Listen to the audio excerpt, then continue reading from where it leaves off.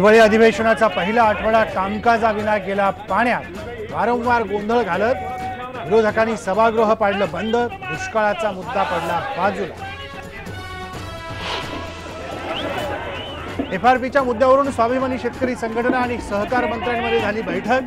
बैठकीनंतर राजू शेट्टींनी रद्द केलं रविवारी होणारं चक्का जाम आंदोलन।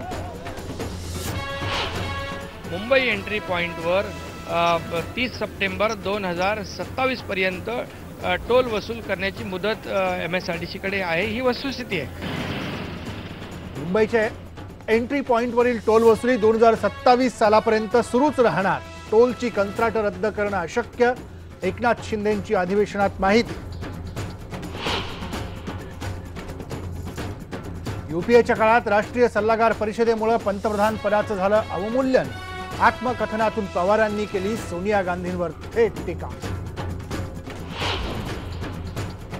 विधान परिषद निवडणुकीत मनसेची तटस्थ भूमिका। मनसेच्या भूमिकेमुळे काँग्रेसला होणार फायदा तर भाजपला फटका बसण्याची शक्यता। कोकण कन्या एक्सप्रेसच्या टॉयलेटमध्ये अडकलेल्या वृद्ध महिलेची अखेर सुटका।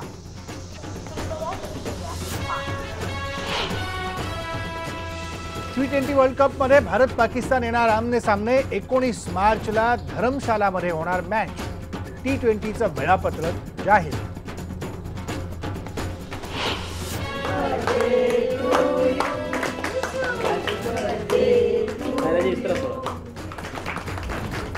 युसुफ साहब अर्थात बॉलिवूडचे अभिनेते दिलीप कुमार यांचा आज 93वा वाढदिवस साजरा केला साधेपणा।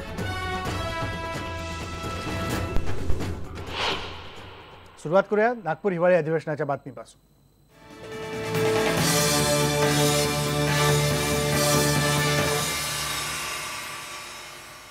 विधिमंडळाच्या हिवाळी अधिवेशनाचा पहिला आठवडा तर कामकाजाविनाच वाया गेला। तशीच परिस्थिती कदाचित पुढच्या आठवड्यात येण्याची चिन्ह आहेत। या आठवड्यात तरी विरोधकांचा गदारोळ।